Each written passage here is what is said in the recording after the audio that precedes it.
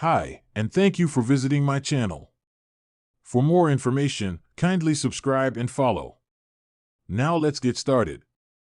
Solo Sikoa recently sent a two-word message to his brothers, Jey and Jimmy Uso. The entire bloodline was featured in the latest episode of Stephanie's Places on ESPN+. During the conversation, Sami Zayn suggested Sikoa might be holding a grudge against his brothers, who picked on him during their childhood. Sikoa feuded with the OG bloodline post-WrestleMania XL and also led his version of the faction in the men's War Games match at Survivor Series, War Games 2024. On Instagram, Solo Sikoa reacted to Zayn's claim and revealed how he truly felt about his brothers. Jey Uso is happy to see Solo Sikoa and other family members compete at the highest level. Last year, in the lead-up to the men's War Games match between the OG bloodline and the new bloodline, Jey Uso sent a message to Solo Sikoa and his family members. Speaking on Unlikely, the reigning WWE World Heavyweight Champion stated that he was happy to see his family members succeed at the highest level. He specifically mentioned Sikoa, stating the following. "It just brings joy to my heart, though, because my family's running this thing. It just feels good being in there with them. I can't put it into words. When I see Solo on TV, when I watch all my family members on TV, I smile. Man, because all of us got our story, where we came from the bottom, oos. None of this ST was handed to us. Even me now, I'm still grinding, still trying to get it.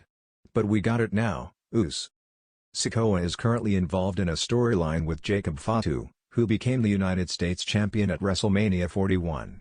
Meanwhile, Jey Uso is feuding with Logan Paul, who has set his sights on the World Heavyweight Championship. It was a stormy Friday night on WWE SmackDown, and the tension in the air was heavier than ever. Solo Sikoa walked through the backstage area, his signature stoic glare fixed forward. Since Roman Reigns' sudden departure and the implosion of the bloodline, Solo had gone from a silent enforcer to a commanding and unpredictable force on his own. But what the fans didn't know, until that night, was how deeply the war between his brothers, Jey and Jimmy Uso, had affected him. The night's main event was over, and the crowd was still buzzing after Solo delivered a brutal Samoan spike to LA Knight in the closing segment.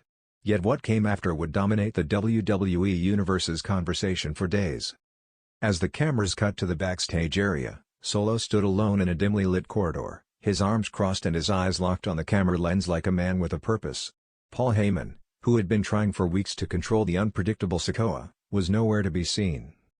With no warning, Solo stepped forward and leaned into the camera. There was no dramatic monologue. No threats. No drawn-out promo. Just two words. Prove it. The screen faded to black. Social media exploded. Who was the message for? What did Solo want them to prove? Fans dissected the clip frame by frame, but the answer became clearer the next morning when WWE uploaded an exclusive post-show interview with Solo. In a rare move, Solo sat down for a one-on-one with Megan Morant, something he had never done before. "I don't do this," Solo began, his voice low but steady. "I don't talk. I don't explain. But sometimes, silence can be misunderstood." Megan looked stunned, sensing the weight of what was to come. "Who is your message directed at, Solo?" He didn't hesitate. "Jey. Jimmy." The camera zoomed in as Solo looked away for a moment, exhaling. "My brothers. My blood. The people who were supposed to have my back like I had theirs. But what happened? One walked out. The other tried to stand tall and got crushed. And now, I'm the one left behind, expected to carry the name, to protect the legacy, to clean up the mess." Solo's voice began to rise slightly, his stoicism cracking. "You think I wanted this? You think I wanted to be Roman's enforcer while you two tore each other apart? You both had your shots, main event Jey, main event Jimmy. But every time we got close to being a true family, one of you burned it down." Megan asked, "What do you mean by prove it? What do you want from them?" Solo looked directly into the camera again. "Prove you still care about this family. Prove you're still Usos. Prove you haven't forgotten where you come from." Then came the bombshell. "I miss my brothers," Solo admitted. "But I don't trust them." That line echoed across social media. Fans immediately understood, this wasn't the cold-blooded destroyer they had known for months. This was a man who had watched his family collapse in front of him. Who had felt betrayed, not just by choices made in the ring, but by the emotional abandonment that came with them. In the days that followed, WWE cameras captured moments that hinted at a storm brewing. Jey Uso was spotted backstage watching Solo's interview, his expression unreadable. Jimmy, meanwhile, was in a separate locker room, pacing angrily, muttering, he doesn't know the whole story. By the following week, WWE announced a special Bloodline reconciliation segment, with all three brothers expected to appear in the ring together for the first time since SummerSlam. The arena was buzzing as the Usos' music hit. Jey came out first, his energy subdued but intense. Jimmy followed, slower, eyes darting around as if ready for a fight. Then Solo's theme hit. No theatrics, no Heyman. Just a man with a purpose and a storm behind his eyes. The three stood in the ring, the crowd alternating between chants of Uso. Uso. And this is awkward. Jey grabbed a mic.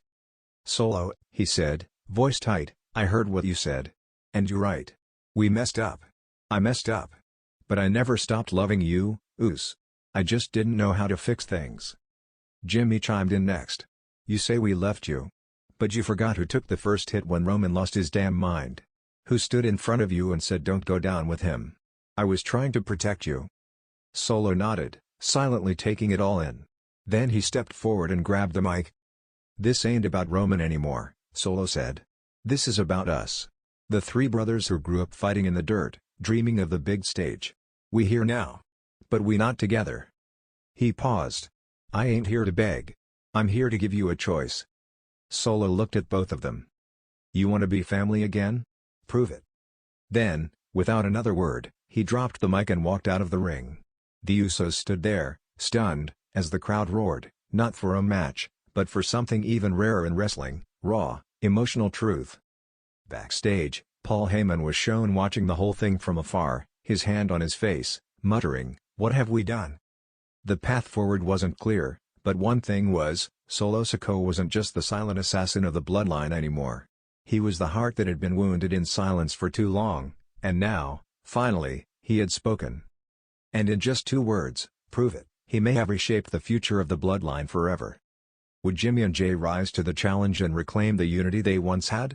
Or had Solo's message marked the beginning of an entirely new family war? Only time would tell.